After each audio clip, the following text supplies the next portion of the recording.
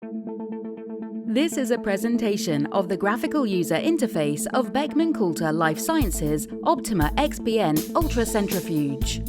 When you start the instrument, you see the instrument's homepage. You can get back to this page from anywhere in the software by clicking on this home button on the upper left of the screen.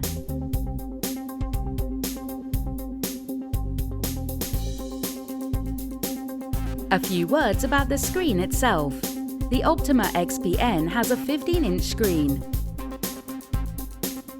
The screen is adjustable so that you can optimize the visibility in your individual lab environment. The screen is a touchscreen so that you don't need a keyboard for any of the instrument's features. It provides the feeling of a modern tablet. The home page has a header bar and a footer bar. Those two bars remain visible during all activities. The header bar shows the status of the instrument and visualizes the status with a specific color. The footer bar displays vacuum level and acceleration or deceleration settings when the home page is chosen, and speed, runtime and temperature when using any other page. In the header bar, you can find two help functions. Touching the Item Help button activates descriptions of the current page and all elements it contains.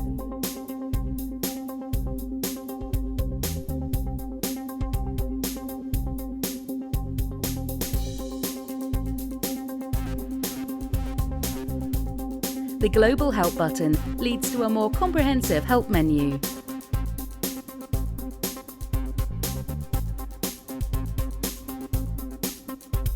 The symbols on the left side of the screen lead you to some functionalities of the instrument, like program function, run history, a screen for zonal operation, and instrument scheduler, and we will come back to this later. Our run graph. While the Optima XPN software includes features you might have never seen before in a centrifuge, the use of the instrument's graphical user interface is intuitive.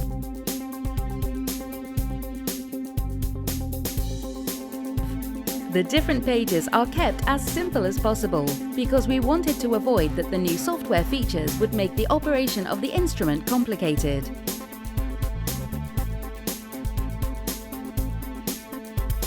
Now I show you how easy it is to perform a run.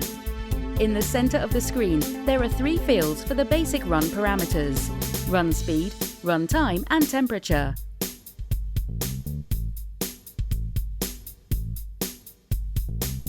At the lower right, there are fields for the acceleration and deceleration settings.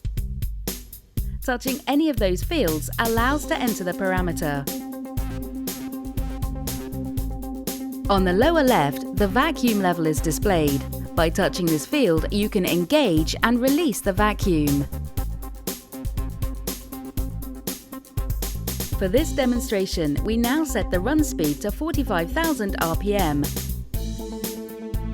The run time to 1 hour, and the temperature to 4 degrees Celsius. We check the acceleration and deceleration settings. And with touching the Start button, your run will be performed. Note that with the start of the centrifuge, the header bar changes color from blue to green, and the status from ready to running. You can now follow the speed going up, the runtime counting down, while the temperature is moving towards set to temperature.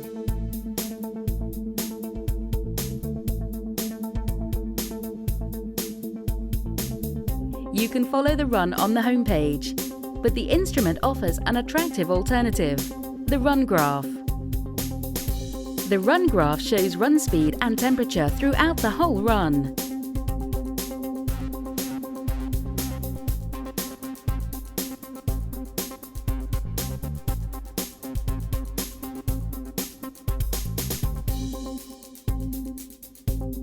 The run data and the run graph are automatically saved in the instrument and can also be accessed at any time for document purposes, etc.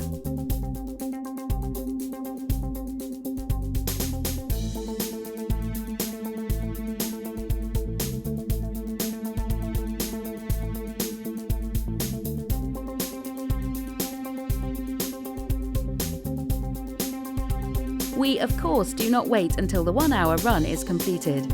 We end this demonstration by touching the stop button. While the rotor is now decelerated, we go back and take a look at the run graph.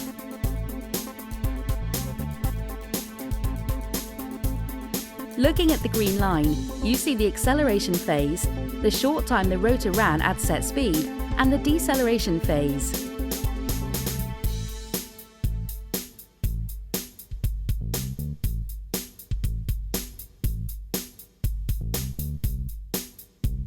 The blue line shows the temperature. Here the temperature started at 22 degrees Celsius and it approached the set temperature of 4 degrees Celsius during the run.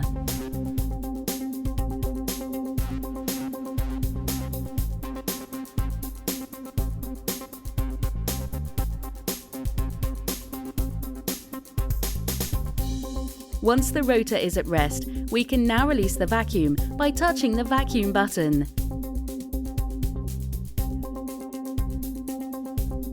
Then can unload the centrifuge. And we are all set.